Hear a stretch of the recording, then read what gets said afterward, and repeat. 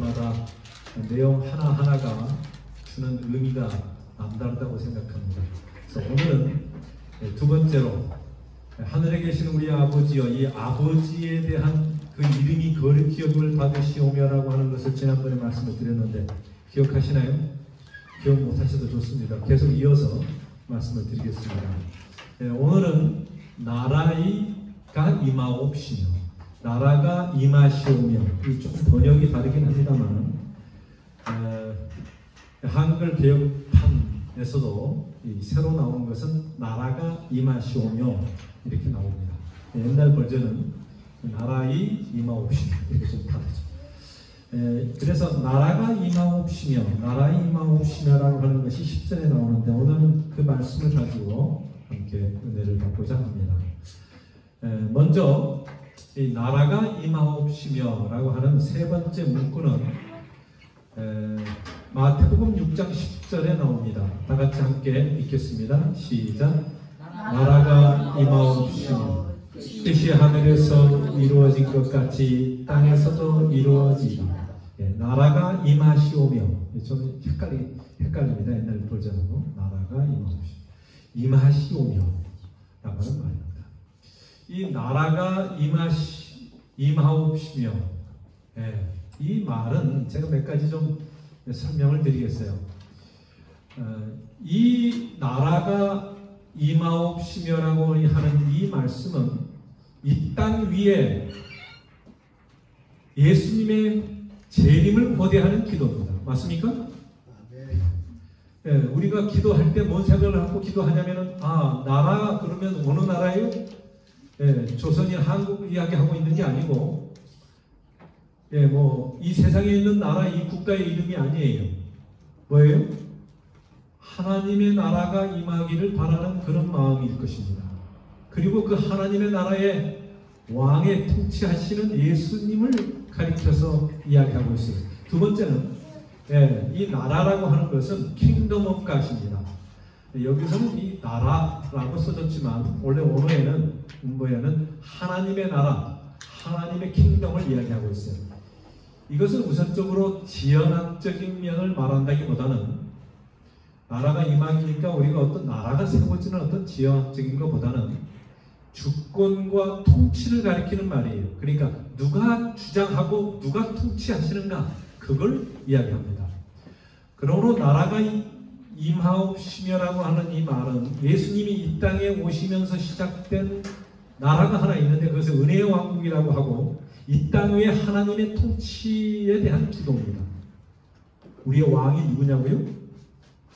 우리는 왕정, 신정 정치는 아니지만 성경적으로 봤을 때 우리의 왕은 이 나라의 어떤 통치자가 아니라 예수 그리스도가 우리의 왕이다, 이렇게 성경은 이야기하고 있습니까? 우리의 누가 왕이세요? 입으로 시인하시기 바랍니다. 누가 왕이에요? 예수님. 예수 그리스도가 우리의 왕입니다. 그리고 그 왕국에 속해 있는 백성입니다. 임한다고 하는 말은 급하고 신속하게 오신다, 이런 말이에요. 그래서 주님의 나라가 속히 임하기를 바랍니다. 그런 기도해 보셨어요? 기도했어요. 주님이 빨리 땅에 오시면 좋겠습니다 라고 하는 그런 기도가 되겠습니다.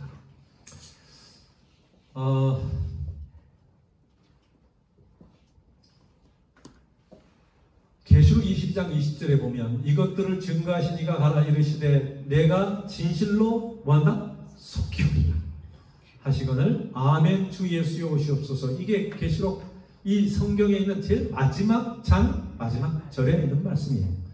그래서 우리의 기도는 항상 이 성경이 끝난 그 기도의 어떤 그 간절한 바람의 기도가 이 나라가 임하옵시라고 하는 그런 주의 기도문에 포함되어 있는 것입니다.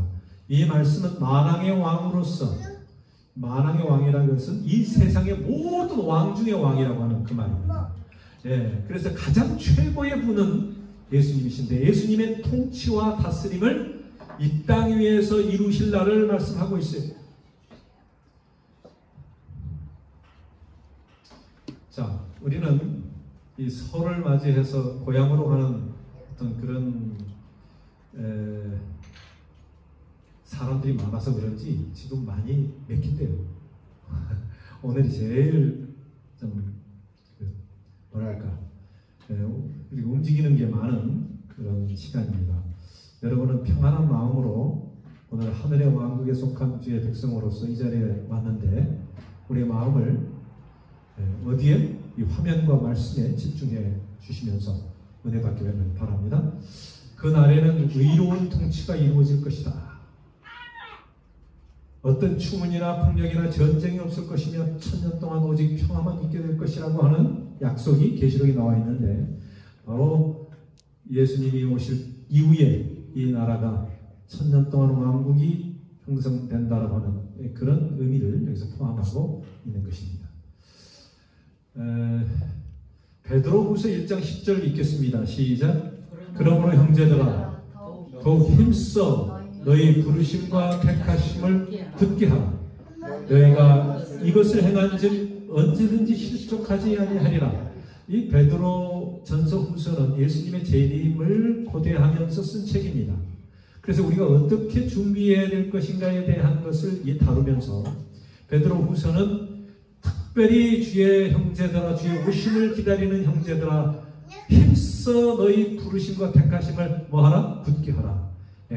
곤고히 하라. 단단히 하라고 하는 것이 하나님이 우리를 부르셨고 택하신 것을 항상 기억하라. 그런데 11절에 보면 다 같이 시작. 이같이 하면 우리 주 곧 구주 예수 그리스도의 영원한 나라에 들어감을 넉넉히 너희에게 주시리라. 우리가 이렇게만 하면 하나님께서 영원한 하늘나라에 우리의 본향에 들어가게 하실 것이다. 우리가 이 땅에 살면서 우리의 본향을 사모하기도 합니다. 그러나 이 아브라함도 그랬고 노독들이 다 그랬던 것처럼 영원한 우리의 본향은 이 땅이 아니고 주님이 예비해 놓으신 본래 에덴 동산, 아니 하늘나라, 주님이 계시는 그곳이 우리의 고향이 되겠습니다. 5절에서 보면 바로 이같이 하머니라고 하는 그 말씀을 좀 구체적으로 표현하는 말씀이 5절부터 7절까지 나오는데 다 같이 한번 읽어보겠습니다. 너희가 이렇게 하게 되면 영원한 하늘나라에 들어가게 될 것이다. 그것도 어떻게 들어가요? 넉넉히 들어가게 될 것이다 그랬습니다. 5절에 이렇게 했어요. 바로 그 앞에 성경절에 다 같이 읽겠습니다. 시작. 그러므로 너희가 더욱 힘써 너희 믿음의 덕에 지식의 절제의 인내의 경건의 형제우애의 몇 개예요? 8개 아니? 믿음, 덕, 지식, 절제, 인내, 경건, 형제우애, 사랑. 이렇게 해야 됩니다. 약간 추익이 좀 있어요. 그래서 마지막 사랑까지 다 포함해서 우리가 믿음으로 시작해서 사랑으로 끝나는 하나님의 백성이 되면 이것은 하나님의 백성으로 영원한 나라에 들어가게 될 것이다. 아멘입니까? 아멘. 그게 약속이에요. 그리고 우리가 지금 하고 있는 세상 사람들이 하는 것은 불신이고 서로 미워하는 것이고 서로 자기만을 위해서 살아가는 그런 사람들을 악한 사람이라고 말한다면 우리는 왜 선해요? 바로 믿음으로 사랑으로 주님의 형제 안에서 서로 하나가 되는 어떤 그런 정신과 예수님을 닮아가는 백성들이기 때문에 선하고 의롭다라고 말하는 것입니다. 그래서 저는 오늘 하늘나라에 가기 위해서 주의 오심을 고대하고 또 주의 통치를 바라고 있는 사람들에게는 이 두 가지를 해야 됩니다. 첫 번째, 오늘 제가 말씀드린 것은 그 나라가, 그 통치가, 그가 주권을 가지고 우리에게 주시는 그의 어떤 능력의 어떤 손길이 우리 개인적인 차원에서 이루어져야 한다고 하는 것입니다. 나라가 우리의 마음속에 임해야 된다고 하는 것입니다. 오늘 조금 전에 기도한 우리 참여한 것처럼 내 마음속에 나 마음속에 주님이시여 임하여 주옵소서. 주의 나라가 임하여 주시고 주의 말씀이 임하여 주십시오. 이 기도예요. 그래서 하나님의 왕국이 이제 곧 임하실 터인데, 주의 나라가 이 땅에 올 터인데, 그렇게 하기 위해서는 그 왕국이 먼저 내 개인적인 삶 속에 임해야 한다고 하는 것입니다. 맞습니까? 아멘. 내가 주님의 백성이고 주의 왕국을 기다리고 주님이 빨리 오시기를 바라지 않는다면 우리는 하늘나라에 갈 자격이 부족한 것입니다. 그리고 진정으로 주님이 임하기를 바라는 그런 본향을 사모하는 마음이 있는 자에게는 우리의 마음속에도 누가 임재하셔야 돼요? 예수님이 임재하셔야 되고 그가 우리의 왕으로서 살아가셔야 되는 것입니다. 그것을 이야기하고 있어요. 요한복음 18장 36절을 읽겠습니다. 시작. 예수께서 대답하시되 내 나라는 이 세상에 속한 것이 아니니라. 만일 내 나라가 이 세상에 속한 것이었다면 내 종들이 싸워 나로 유대인들에게 넘겨지지 않게 하였으리라. 이제 내 나라는 여기에 속한 것이 아닙니다. 예수님이 이 땅에 오셨을 때 바로 천국 복음을 전파할 때 바로 내가 영적으로 너희들과의 관계에서 너희가 나를 영접하고 하나님의 왕국에 속해야 된다고 하는 은혜의 왕국을 말씀하시고 있는 것입니다. 그래야만이 영원한 하늘나라에 갈 수 있는 것입니다. 그 특별한 날에 하나님 스스로의 임재에 대하여 나타내는 말씀입니다. 하나님의 나라는 우리의 삶 속에서의 예수 그리스도의 다스림과 통치를 이야기합니다. 내 마음에서, 내 삶에서 누가 나를 다스리는가, 누가 나를 통치하는가, 거기에 따라서 내가 누구의 백성인가가 포함돼요. 세상이 나를 통치하면 세상의 왕국에 속한 것이고, 예수님이 나를 통치하시면은 내 마음속에, 내 삶에서 살아계시면 내 우선순위가 되시고 지배를 받고 내가 그의 주도하에서 살게 되면 그 나라, 천국의 백성이 되는 것입니다. 그분이 우리의 삶의 방들을 언제나 열 수 있도록 내가 내 마음의 길을, 레스터 길을 누구에게 드려? 예수님에게 드리면 그가 천국 백성으로 사는 것입니다. 그리고 그 나라가 내 마음속에 임하게 되는 것이고 그 임하게 된 그 백성으로 우리가 영원한 하늘나라에 들어가게 된다고 하는 것입니다. 여러분 키가 여러분 개인에게 가지고 있죠. 그러나 그걸 누구에게 드리면 좋겠어요? 하나님께. 네, 예수님께 드려보십시오. 그럼 예수님이 여러분을 조정하십니다. 성령님이 여러분을 감동하셔서 인도하십니다. 그러면 자연적으로 하늘나라에 가게 되는 것입니다. 내가 하려고 하면 안 되는 것입니다. 이게 이제 개인적인 차원의 기도입니다. 마태복음 6장 33절 시작. 그런즉 너희는 먼저 그의 나라와 그의 의를 구하라. 그리하면 이 모든 것을 너희에게 더하여 주시겠다. 이게 하나님의 놀라운 약속인데 먼저 그 나라와 그 의를 구하라. 이게 가장 먼저예요. 그 나라가 임하기를 구하라. 예수님이 내 마음속에 있기를 구하라. 먼저 그의 뜻을 따라서 살기로 결심하라. 그러면 뭐예요? 이 모든 것을 다 주시겠다고 하는 것입니다. 그래서 여러분이 기도할 때에 특별히 주기도문을 할 때에 나라의 임하옵시며라고 하는 기도, 나라가 임하시오며라고 하는 기도를 드릴 때는 뭔 생각을 해야 되냐면 하나님의 나라가 임하기를 바라면서 내 마음속에도 주님의 나라가 임하기를 원하는 그런 기도가 있게 되기를 바랍니다. 그게 먼저 주님의 나라가 내 마음속에 내 삶에서 우선순위가 되기를 바라는 그런 마음이에요. 하나님 나라가 임하기 위해서는 나의 왕국을 뭐 해야 돼요? 버려야 된다. 왕이 둘이 있으면 안 돼요. 왕 밑에는 누가 있어야 돼요? 두 왕이 아니라 그 밑에 뭐 충성된 신하가 있어야 되는 것이죠. 원칙적으로 우리가 말하고 행동하는 모든 것들 중에 우리의 삶에서 겸손하게 무엇보다도 먼저 하나님의 통치와 다스림을 최우선적으로 구하고 받아들여야 한다. 그 말이에요. 그러니까 이것은 먼저 하나님의 통치와 다스림을 구하고 받아들여야 한다. 이런 의미가 있다고 하는 것을 여러분에게 다시 한번 말씀드립니다. 그 다음에 여러분이 이 중요한 다음의 성경적 다음의 주제는 뭐냐면 첫 번째 그의 나라를 사모하고 예수님이 오시기를 간절히 재림을 고다니는 사람은 개인적으로 내 삶에 하나님이 들어오시고 통치하시고 지배하시기를 원하고, 또 두 번째는 이것은 전도 차원의 기도. 나만을 위해서가 아니라 우리의 삶에서 하나님의 나라가 통치되고 다스려지는 것처럼 다른 사람들을 그곳으로 우리가 초청하는 명을 받았어요. 그게 성경에서 가르치고 있는 중요한 이타적인 사상입니다. 그게 교회의 목적이에요. 오늘 장로님께서 기도하실 때도 그랬어요. 이웃을 위해서, 남을 위해서 우리가 전도하는 것이 우리의 하나님의 부르심의 목적입니다. 예수님께서 새로운 영혼이 예수님께 왔을 때 그 사람에게도 하나님의 나라가 임하기를 바랍니까? 아멘. 그게 하나님의 뜻이에요. 그러므로 이것을 전도 차원의 기도라 이렇게 볼 수 있는 것입니다. 그래서 우리의 삶이 빛이 되고 소금이 되어야 된다는 것도 전도고요. 그 다음에 우리가 향기가 되어서 다른 사람들에게 본을 끼쳐야 되는 것도 전도예요.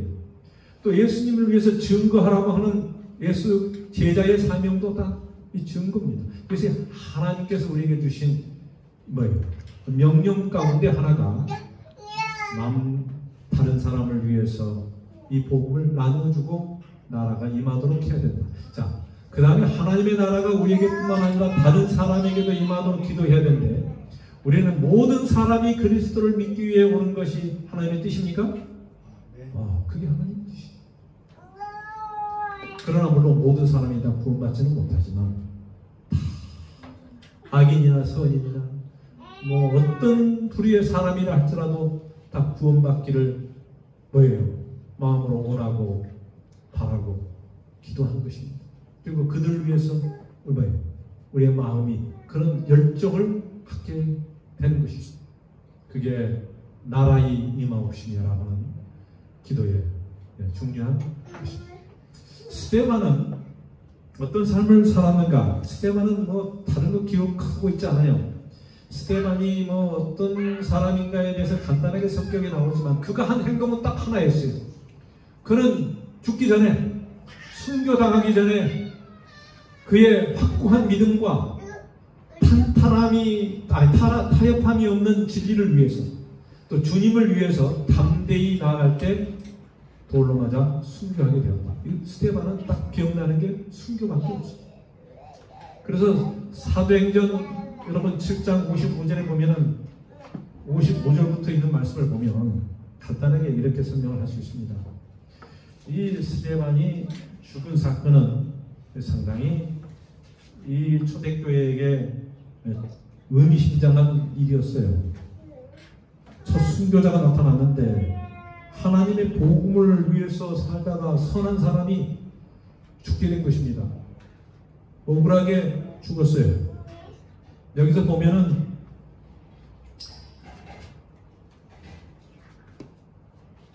스데반이 성령이 충만하여, 여러분 이렇게 죽은 사람이 어디 있어요? 참 하나님과 가까운 사람이었고 영적인 사람이고 거룩한 사람이었어요. 이런 사람을 죽였어요. 하늘을 우러러 주목하여 하나님께 하나님의 영광과 및 예수께서 하나님의 우편에 서신 것을 보고, 이렇게 설교를 한참 긴 설교를 했어요. 복음을 나누면서 전도 설교를 했는데 그 다음에 그들이 마음이 찔려가지고 이를 갈면서 죽이려고 했어요. 돌을 들었어요. 그런데 스데반은 어땠어요? 마음이 성령으로 충만하고 하늘을 보니까 뭐가 보였냐면은 하나님의 영광과 예수께서 하나님 우편에 서신 것을 보셨다. 우리가 아는 것처럼 앉은 것과 쓴 것의 차이가 뭔지 아세요? 앉은 것은 통치하고 그 다음에 그를 뭐예요? 앉아가지고 재판하고 어쨌든 이게 통치하는 것을 가리키면, 쓰신다고 하는 것은 이 오늘 교과에서 나온 것처럼 일어나는 것입니다. 성소에서 서서 일어나는 것은 심판을 이야기하고 있어요. 하나님께서 그 일을 어떻게 가만히 보고 계시지 않고 우리 편에서 서서 울분을 가지고 보고 계셨어요. 선하고 착한 자가 죽어가는 그 모습을 하나님께서는 얼마나 노하셨을까요? 서서 하나님의 우편에 나라가 임하는 그런 모습을 상상해 보십시오. 근데 말하되 보라, 스데반이 이야기했어요. 보라, 하늘이 열리고 인자가 하나님 우편에 서신 것을 보노라. 인자는 예수 그리스도를 이야기하고 있어요. 예수님께서 하나님이시면서 이 땅으로 오셨을 때는 인간이 되셨는데 그 인자가 하나님 우편에 서신 것을 보노라. 심판의 모습입니다.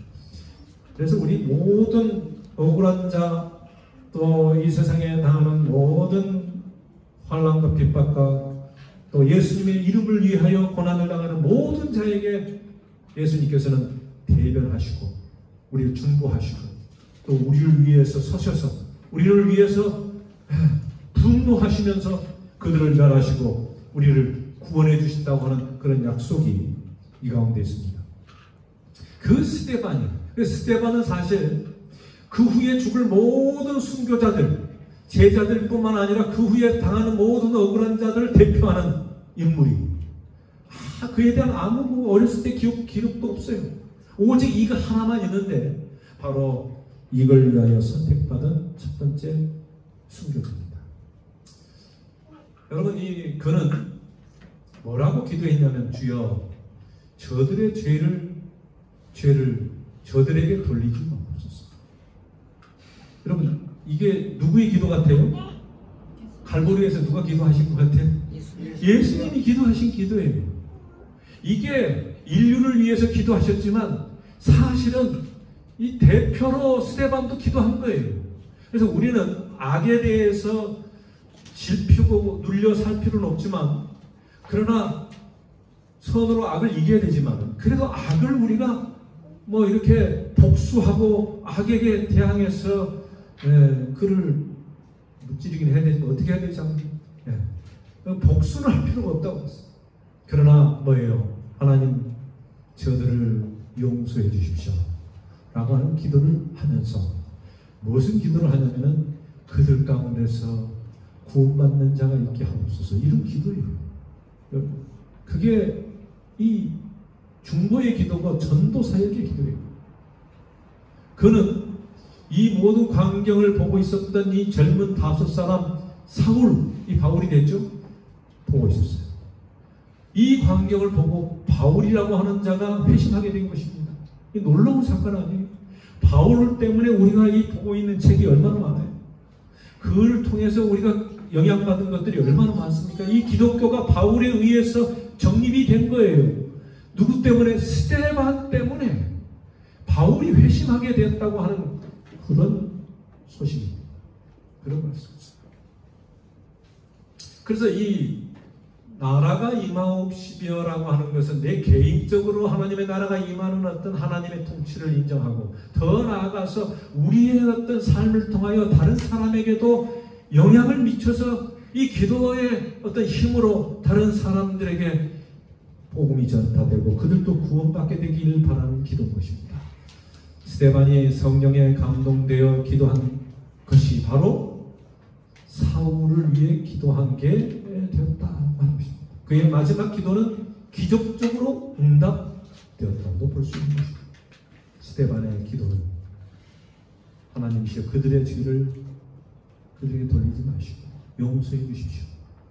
그리고 나를 통해서 누군가가 구원받게 하시고 하나님 내 후계자가 내 믿음의 사람이 사울이 있을 것으로 생각을 못했지만 성령께서 그렇게 응답해 주셨다고 하는 놀라운 사실입니다. 이 사울이 회심했다는 소식이 전해졌을 때 제자들과 또 이 기독교 지도자들이 이 사실을 알고는 믿었어야 안 믿었어요? 믿으려고 하지 않았어. 왜요? 그 두려움에 떨고 진짜 무서워서 숨어있던 자들이 어떻게 그걸 깨닫겠어요? 이 놀라운 회심이 일어나게 된 것입니다. 아무도 배워야 할 점이 뭐냐면 여러분, 이 구원의 필요와 기도의 손길에 벗어난 사람이 있다 없나? 없어요.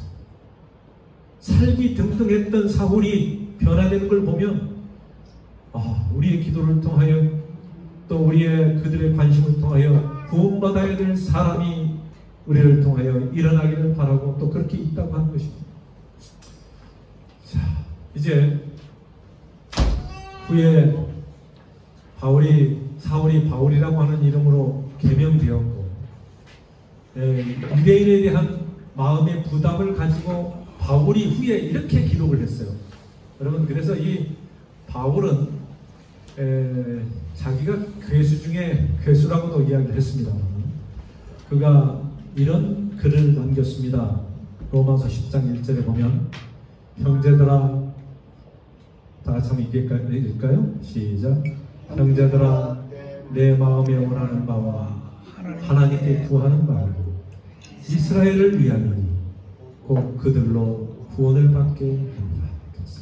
그가 간절히 바라고 기도하는 그 기도의 제목이 뭐였냐면, 이스라엘, 자기를 위하여, 자기를 대항하여 핍박하고 조롱하고 모든 어려움을 주었던 이스라엘, 그 이스라엘을 위하여 기도했어요. 그들도 구원을 좀 받아야 되겠다고 하는 그런 간절한 마음을 갖게 되었어요. 예수님께서도 이스라엘 백성들을 위하여 기도하시면서 그들을 먼저 구원하고 예루살렘과 유대와 사마리아와 땅끝까지 이르러 내 증인이 되라고 할 때 이스라엘을 빼놓지 않으셨어요. 항상 먼저였어요. 하나님께서도 우리의 가장 가까운 사람을 향하여 기도하기를 바라십니다. 여러분, 기도할 때 누구를 먼저 기도해야 돼요? 나의 가까운 사람부터 기도해야 되는 것이에요. 그리고 그들도 다 구원받기를 원하시는 거예요. 나의 형제 자매 중에서나 나의 친척이나 나의 이웃이 중에서도 가까운 자들이 먼저 구원받도록 여러분, 스데반처럼 그런 기도를 해서 응답받는 기도를 경험하시게 되기를 바랍니다. 하나님께서 우리를 통하여 역사하셔서 구원받는 사람이 더 많아지기를 간절히 바람하지 않습니다.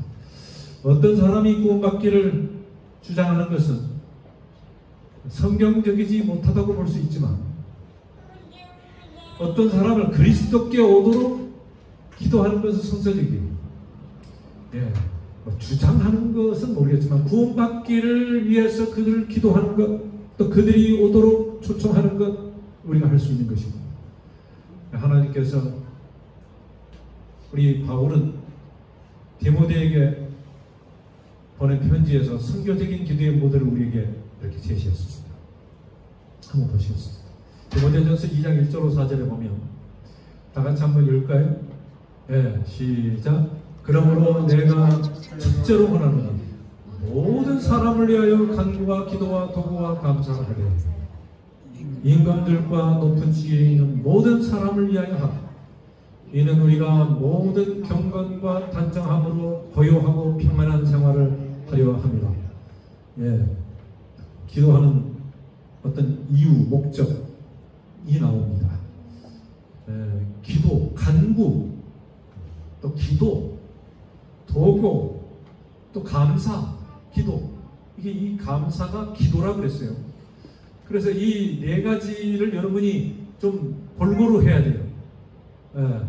간구가 뭔지 아시죠? 하나님께 그냥 우리의 죄를 간구 할 때도 간구도 하죠. 간절히 우리가 하나님께 울면서 탄원하는 어떤 그런 걸 기도를 간구라고 합니다. 기도는 우리가 일상적인 모든 것들을 기도 이렇게 이야기하고요. 도구는 뭐예요? 좀 이따 이야기 드리겠습니다.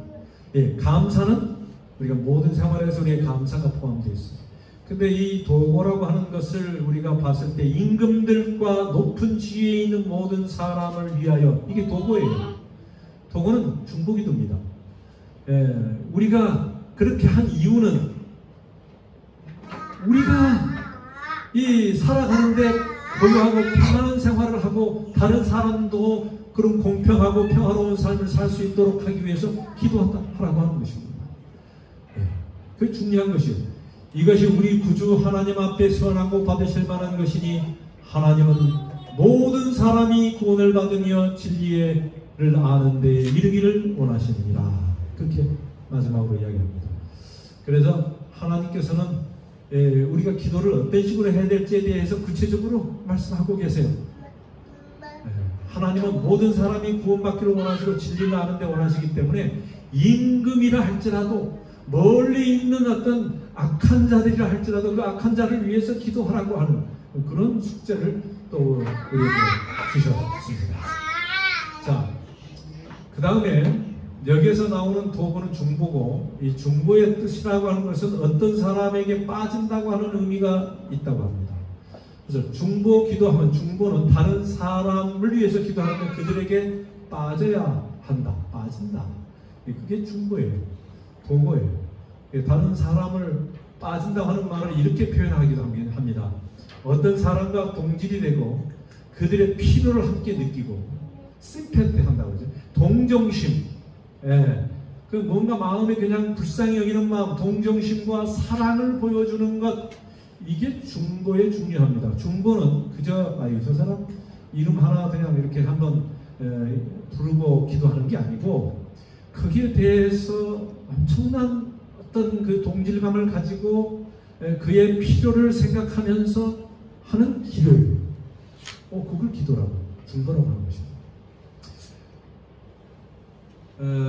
만약 내가 그 중보를 위해서 그들의 나쁜 상태나 상황에 대해서 관심을 가지지 않는다면, 심패티하게 어떤 마음에 관심이 없다면 나는 그들에게 복음을 나누지 않을 것입니다. 그리고 그들을 위해서 기도하지도 않을 것입니다. 그렇기 때문에 중보기도는 우리에게 중요하다고 볼 수 있습니다. 그래서 이 중보기도를 통하여 우리가 변화되게 돼 있고 주님을 닮아가게 돼 있습니다. 사실 예수님께서는 지금 하늘 성소에서 우리를 위하여 뭐하고 계신다고 했어요? 중보하고 계신다고 했어요. 근데 이 중보하는데 예수님만 중보하는 게 아니고 우리 모두에게도 중보하라고 말씀하신 거예요. 신기하죠? 우리 모두에게도 다른 사람에 대한 관심을 가지라고 말씀하고 계세요. 그게 하나님의 어떤 모본이 되는 삶이고 우리에게 전달해주는 메시지가 그거예요. 하나님만 사랑하니까 너희들은 가만히 있어, 그게 아니고 하나님이 사랑하니까 너희도 사랑해라고. 그게 하나님의 본질이에요.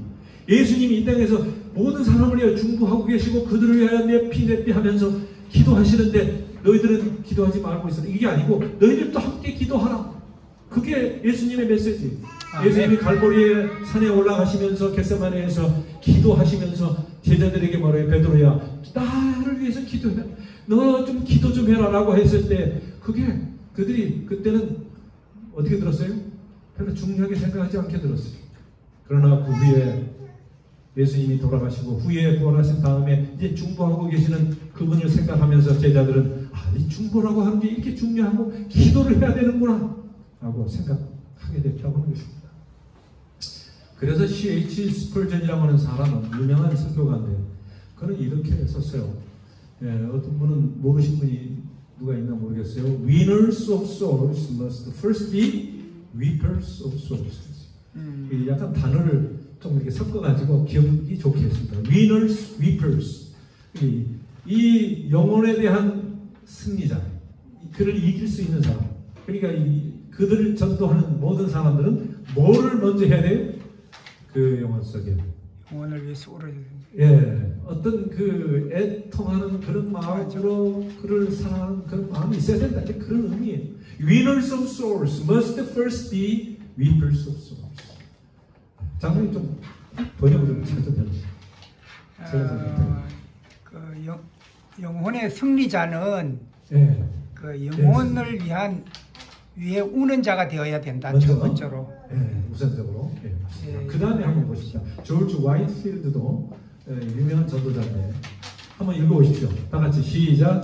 Give me souls or take away my soul. 이거는 또 어떻게 번역하면 좋겠어요? 내 영혼을 내게 영혼을 주시든지 아니면 내 영혼을 가져가 주시든지.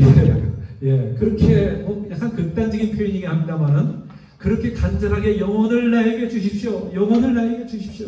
라고 하는 기도를 했는데 아니면 내가 내 영혼을 거두시옵소서. 이런 모세와 같은 기도, 예수님의 어떤 기도, 이런 기도가 하나의 남을 생각하며 하는 중보의 기도라고. 아멘. 여러분 이제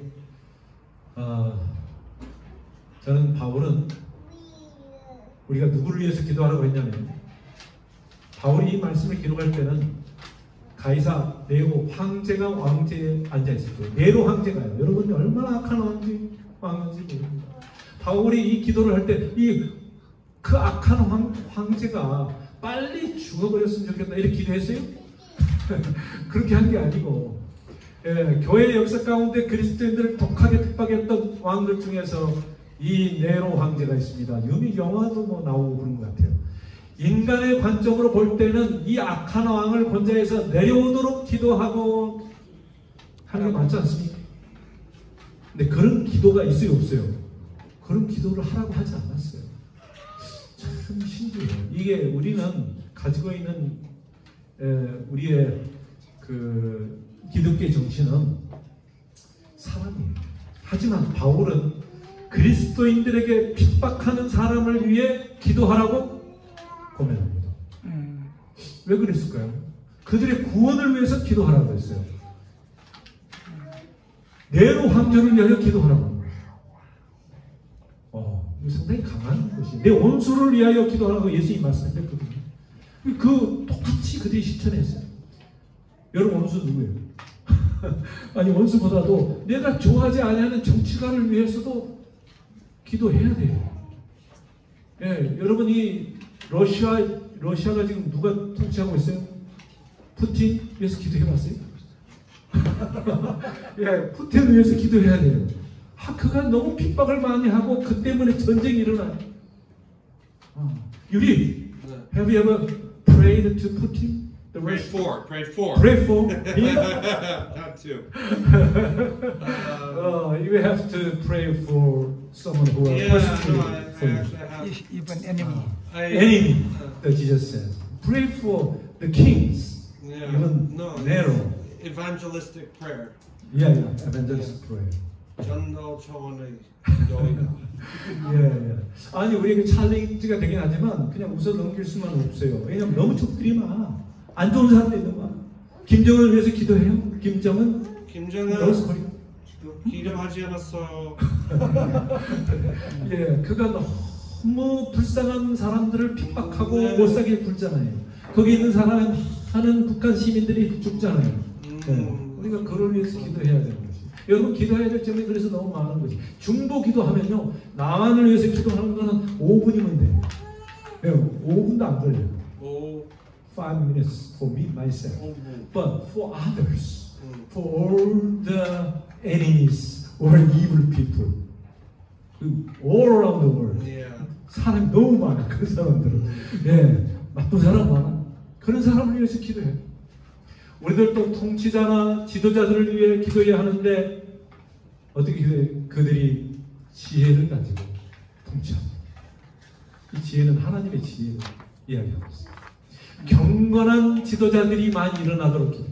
경건한 것은 신앙적인 사람. 하나님께서 우리의 기도를 들으시고 이 세상의 평화와 또 아픈 자와 가난한 자, 헐벗고 참 애통하는 그런 모든 사람들에게 조금이라도 평화와 쉼이 되는 그런 날이 오게 되기를 간절히 기도하시기를 바랍니다.